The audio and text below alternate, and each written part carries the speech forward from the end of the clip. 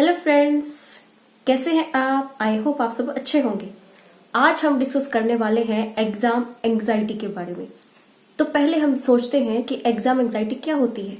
तो exam anxiety exam से पहले, एग्जाम के दौरान और एग्जाम के बाद होने वाली एंजाइटी। एंजाइटी मीन चिंता जो एग्जाम से पहले होती है, हमें एग्जाम के दौरान होती है, और एग्जाम खत्म होने के बाद हमें एंजाइटी होती है, चिंता होती है, उसे हम कहते हैं एग्जाम एंजाइटी।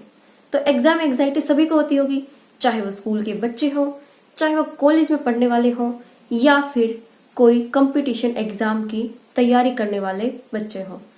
तो एग्जाम एंजाइटी सभी को होती है, मुझे भी होती है। तो एग्जाम एंजाइटी क्यों होती है, इसको कैसे हम बच सकते हैं, कैसे इसको कम कर सकते हैं, ये हम आज जानेंगे। तो चलिए शुरू करते हैं अपने आज के टॉपिक को, एग्जाम एंजाइटी। मैं मंजीत कौर और स्वागत है आपका अपने YouTube चैनल जिसका नाम है हेल्प योरसेल्फ। तो गाइस, जैसा कि हमने कहा कि एग्जाम एंजाइटी सभी को होती है। वो आपने सुना है ना, डर सबको लगता है, गला सभी का सूखता है, लेकिन डर के आगे जीत है। तो गाइस, ये एग्जाम एंजाइटी हमें होती है स्ट्रेस की वजह से। स्ट्रेस कभी कभी अच्छा भी होता है और कभी कभी बुरा भी होता है। अच्छा कब होता है? जब हमें यह स्ट्रेस किसी काम को करने के लिए मोटिवेट कर रहा है। लेकिन जब यह स्ट्रेस इस लेवल तक पहुंच जाए कि ये हमें काम ही ना करने दे, तो एग्जाम एंजाइटी भी उसी का एक पार्ट है। एग्जाम एंजाइटी कैसी होती है? इसके कारण ये क्या है? इसके कारण है जो आप एग्जाम देने वाले हैं उसकी आपकी सफिशिएंट तैयारी नहीं है। यानी कि आपने, मान लीजिए स्कूल का एग्जाम आपके हो रहे हैं, तो स्कूल के एग्जाम हो सकता है आपके टॉपिक कॉन्सेप्ट कुछ क्लियर ना हो, है ना, या फिर हो सकता है कि जो आपने पढ़ा है आप उसके बारे में कॉन्फिडेंट नहीं है कि मैं जो पढ़ा हूं क्या मैं वो लिख पाऊंगा। इस तरह के ख्याल आपको आते हैं। एग्जाम से पहले सभी बच्चों को ख्याल आता है कि जो मैं पढ़ रहा हूं क्या वही आएगा एग्जाम में, जो मैंने नहीं पढ़ा क्या अब तक वो आ जाए एग्जाम में, या फिर कहीं मैं फेल ना हो जाऊं, पता नहीं कल के एग्जाम में क्या आने वाला है। तो इस तरह से क्वेश्चन बच्चों के दिमाग में आते रहते हैं, जिसका भी एग्जाम है वो। तो इससे हम कैसे बच सकते हैं उसके बारे में हम बात करेंगे। इसके लिए आप वीडियो आखिर तक जरूर देखिएगा। तो एग्जाम एंजाइटी से कैसे कैसे क्वेश्चन अराइज होते हैं, अभी अभी हमने जाना कि एग्जाम में क्या क्वेश्चन आएंगे। सबसे मोटा रीजन यानी कि सबसे इंपॉर्टेंट रीजन ये होता है एग्जाम एंजाइटी का कि हमें पूरी तैयारी नहीं कर रखी, अच्छे से तैयारी नहीं कर रखी। कुछ बच्चे होते हैं जो एग्जाम से जस्ट 1-2 दिन पहले ही बुक उठाकर देखते हैं, कि कईयों को तो सिलेबस ही नहीं पता होता कि आखिर हमारे एग्जाम का सिलेबस क्या है, हमारी बुक का सिलेबस क्या है। तो बच्चे 2 दिन पहले उठा के देखेंगे, तो जब तीसरे दिन पेपर है या फिर अगले दिन ही पेपर है तो हमें एंजाइटी तो होगी ही ना, क्योंकि नया नया लगेगा, हमने पढ़ा ही नहीं। तो नया नया लगेगा तो पढ़ा ही नहीं, तो एंजाइटी तो होगी, चिंता तो होगी कि कहीं हम फेल ना हो जाए। फेल हो गए तो मम्मी पापा गुस्सा करेंगे, टीचर भी गुस्सा करेंगे कि उन्होंने पढ़ाया था फिर भी नंबर कम आए, और कंपटीशन का जमाना है। तो इस तरह से दिमाग में बहुत से क्वेश्चन आते रहते हैं। ये तो थी एग्जाम से पहले की एंजाइटी। Anxiety loose confidence. क्यों एंजाइटी होगी? क्योंकि आपने पढ़ा नहीं और आपको कॉन्सेप्ट क्लियर नहीं है, तो ऑटोमेटिकली आपका कॉन्फिडेंस नीचे जाता जाएगा, लो होता जाएगा, जिसकी वजह से आप जो आता होगा वो भी अच्छे से नहीं कर पाएंगे एग्जाम में। तो एग्जाम के दौरान, ये तो होगी एग्जाम से पहले। एग्जाम के दौरान अब देखिए, आपने एग्जाम से पहले जस्ट 1-2 दिन पहले अपनी बुक उठाई थी, आपने इंपॉर्टेंट पार्ट कर लिया, आपने जो इंपॉर्टेंट लगा वो आपने कर लिया। अब आपने पढ़ तो लिया है, इंपॉर्टेंट पॉइंट छाट भी लिया है, पढ़ भी लिया, याद भी कर लिया, लेकिन आपके दिमाग में अभी भी चल रहा है कहीं वो एग्जाम में आ ना जाए जो मैंने ना पढ़ा हो। अब बाय चांस वो आ भी जाता है तो भी टेंशन कि ये तो मैंने पढ़ा ही नहीं था, है ना, ये तो मैंने पढ़ा ही नहीं था, आप उसके बारे में नहीं कर पाओगे। दूसरा, अगर एग्जाम में आप बैठे हो तो दिमाग में आपके वही चल रहा होता है कि मैंने नहीं पढ़ा, कुछ चीजें रहती हैं इंपॉर्टेंट है, जो आता होगा माइंड पे अब इतना प्रेशर आप ले चुके हैं, जो आता होगा वो भी आप भूलने के चांसेस आपके रहते हैं। ये है दौरान एंजाइटी। अब कहते हैं कि देखो जी, एग्जाम भी दे दिया, एग्जाम की तैयारी भी कर ली, अब काहे की एंजाइटी, अब काहे की चिंता? अरे चिंता है अभी भी, अब क्या चिंता होगी? अब होगी रिजल्ट की चिंता, कि एग्जाम दे दिया, तैयारी कर ली, अब रिजल्ट की चिंता, पता नहीं रिजल्ट कैसा आएगा, मैंने तो कर दिया, अब रिजल्ट पता नहीं कैसा आएगा। अब आपको पता है कि आपने कैसा परफॉर्म किया था, अब अच्छा गया है एग्जाम तो अच्छे नंबर आ जाएंगे। अब जो पहले से ही जिसकी तैयारी नहीं थी, कॉन्फिडेंस नहीं थे, तैयारी नहीं थी और किया भी आधा अधूरा पेपर है, तो उसके नंबर तो कम आएंगे। यानी कि देखिए, अभी हमने समझने की कोशिश की है एग्जाम से पहले, एग्जाम के दौरान और एग्जाम के बाद एंजाइटी होती है वो। तो ये होती है एंजाइटी। सबसे बड़ा रीजन क्या हो गया? सबसे बड़ा रीजन हो गया कि हमने कॉन्फिडेंटली पढ़ा नहीं था। पढ़ा नहीं था मतलब हमारे कॉन्सेप्ट क्लियर नहीं थे, हमने तैयारी नहीं की, जस्ट 1-2 दिन पहले ही हमने तैयारी करनी शुरू की थी, इस वजह से हमारा कॉन्फिडेंस लो हो गया। और इसके सिम्टम कैसे नजर आएंगे कि आपके में एंजाइटी है? दिल धक धक धक धक करेगा। दूसरा, पसीने छूटेंगे भाई। तीसरा, पसीने छूट गए, दिल धक धक कर रहा है, पेट में गुड़गुड़ होने लग जाएगी, पेट में गुड़गुड़ होएगी, बार बार वॉशरूम जाने का मन करेगा, बार बार पानी पिएंगे। कई क्या करते हैं कि बहुत सा खाना खाने लग जाते हैं एंजाइटी में, कुछ से खाना खाया ही नहीं जाता। यानी कि सिम्टम वेरी करते रहते हैं इंडिविजुअली, यानी कि मुझे अलग सिम्टम हो सकते हैं और किसी और को कोई अलग सिम्टम हो सकते हैं। कईयों को तो बहुत खाना खाते हैं स्ट्रेस में, एंजाइटी जब होती है खाना खाते रहते, और कई क्या करते हैं कि खाना खाया ही नहीं जाता उनसे।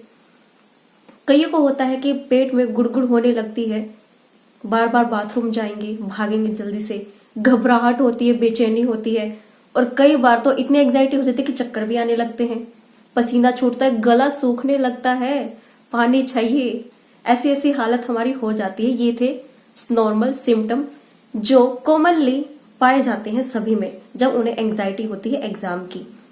तो ये थे सिम्टम, कॉजेज भी हमने पता कर लिए और हमने सिम्टम भी देख लिए। अब बात करते हैं कैसे बचा जाए, कैसे बचा जाए या कैसे कम किया जाए एग्जाम एंजाइटी को।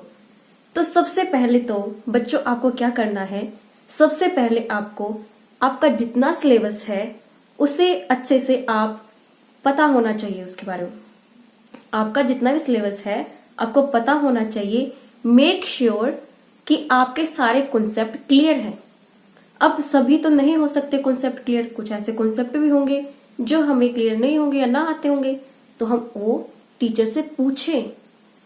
अगर टीचर से पूछने का टाइम जा चुका है, यानी कि आप घर पे बैठे हो, छुट्टियां चल रही हैं एग्जाम से पहले वाली तैयारी के लिए जो आपकी छुट्टियां हुई हैं, तो आप अपने फ्रेंड से कंसर्न करो, अपने बड़ों से पूछो, उस कॉन्सेप्ट को क्लियर करो। और उससे भी पहले हम क्या करेंगे, कॉन्सेप्ट की या फिर चीजों की हमें पता है कि हमें क्या आता है क्या नहीं आता, तो हम लिस्ट बना लेंगे कि ये चीजें हमें आती हैं और ये चीजें हमें नहीं आती। तो जो चीजें हमें नहीं आती हम उन पे काम करेंगे। जैसे कि आपकी स्ट्रेंथ और अपनी कमियां हमें सभी पता होता है। स्ट्रेंथ वो हो गई जो हमें आता है और वीकनेस वो हो गई जो हमें नहीं आता। जो नहीं आता हम उनको सीखते जाएंगे, टिक करते जाएंगे। यानी कि हमने यहाँ पे 2-2 लिस्ट बना ली है। हमने यहाँ पे 2 लिस्ट बनाई, एक जो हमें आता है और एक जो हमें नहीं आता। नहीं आता उसके बारे में हम काम करना शुरू कर देंगे, पढ़ना शुरू कर देंगे, याद करना शुरू कर देंगे। ये तो था पहला कि लिस्ट बना ली, कॉन्सेप्ट जो आते हैं उनकी, जो नहीं आते उनकी, यानी कि हमने स्ट्रेंथ और वीकनेस पता चल गई। सेकंड हम क्या करेंगे, हम जो कॉन्सेप्ट बनाए थे उनके बारे में पढ़ेंगे, बार बार पढ़ेंगे, याद करेंगे। कई बच्चों को होता है कि जल्दी से याद नहीं होता, तो बच्चे 2 बार रिवाइज करो, 3 बार रिवाइज करो, 4 बार करो, जरूरत पड़े तो बेटा 5 बार भी करो। तो इस तरह से हम रिवाइज करेंगे। रिवाइज करने के बाद हम उसी कॉन्सेप्ट को, यानी कि जो हमें याद नहीं हुए थे, उन्हें हम लिख के देखेंगे। उन्हें हम लिख के देखेंगे। लिखने से क्या होता है, हमें याद ज्यादा रहते हैं। हमने 1.5 पेज पढ़ा है, यानी कि 1.5 पेज हमने पढ़ा है। अब उसको हमने माइंड में बोल के देखा, बुक को बंद कर दिया, नोटबुक को बंद कर दिया, फिर हम देखेंगे कि हमें कितना याद है। तो हो सकता है 1.5 पेज में आपको 1 ही पेज याद हो, हाफ पेज भूल गए, फिर आप उसको लिख के देखें, तो हो सकता है चांसेस आपको फर्स्ट टाइम में हाफ पेज याद रहे, है ना, हो सकता है ऐसा।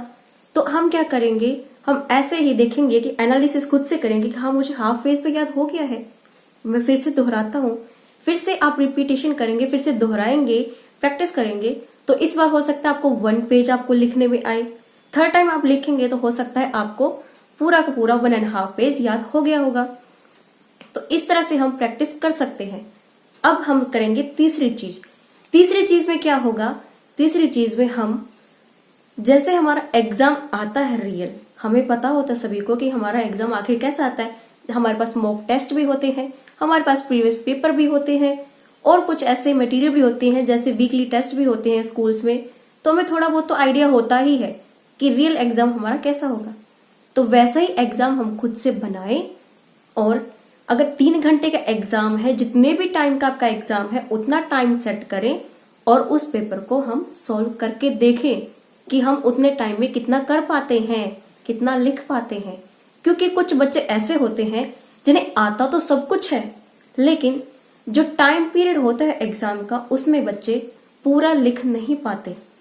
तो इसलिए गाइज आपको लिखने की प्रैक्टिस भी होनी चाहिए कि आप सेट करें कि इतना टाइम है एग्जाम का और इतने टाइम में मैं कितना लिख पाऊंगा या कितनी लिख पाऊंगी। तो वो प्रैक्टिस भी आप करेंगे। तो हमने क्या किया? हमने पहला कॉन्सेप्ट की लिस्ट बनाई, जो आते हैं जो नहीं आते। सेकंड हमने क्या किया? हमने लर्न किया और उसको लिखकर हमने देखा। थर्ड हमने क्या किया? रियल एग्जाम की फीलिंग के साथ में परफॉर्म किया।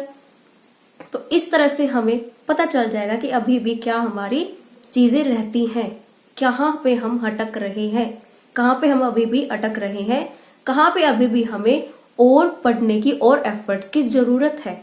तो इस तरह से हम एंग्जाइटी से बच सकते हैं। इस तरह से आपकी एग्जाम की तैयारी मजबूत हो जाएगी, और जब आप रियल एग्जाम में बैठे होगे तो थोड़ी सी भी आपको एंग्जाइटी नहीं होगी। वैसे कुछ एंग्जाइटी, कुछ हद तक एंग्जाइटी तो अच्छी होती है, क्योंकि जब हमें एंग्जाइटी नहीं होगी, हमें चिंता ही नहीं होगी, तो हम पढ़ेंगे क्यों? हमें तो सब कुछ आता है। तो उसे कहते हैं हम थोड़ा ओवर कॉन्फिडेंस। तो हमें वो नहीं करना है। हमें क्या करना है? थोड़ी बहुत एंग्जाइटी चलती है, लेकिन वो एंग्जाइटी का लेवल की जिससे हमें पेट में गुड़गुड़ होने लग जाए, जिससे हमें चक्कर आने लग जाए और जिससे हमें पसीने छूटने लग जाए, उस लेवल तक हमें एंग्जाइटी को नहीं लेके जाना है। और उससे बचने के लिए जो मैंने अभी तरीके बताए हैं, आप उन तरीकों को अपना सकते हैं। इससे आपको एग्जाम की एंग्जाइटी नहीं होगी। तो गाइस आज के लिए इतना ही। अगर आपको ये वीडियो अच्छी लगी है तो प्लीज वीडियो को लाइक कीजिए, शेयर कीजिए, आगे से आगे पहुंचाइए, ताकि सभी को इसका फायदा हो सके। मिलते हैं नेक्स्ट वीडियो में, तब तक के लिए guys bye bye, take care.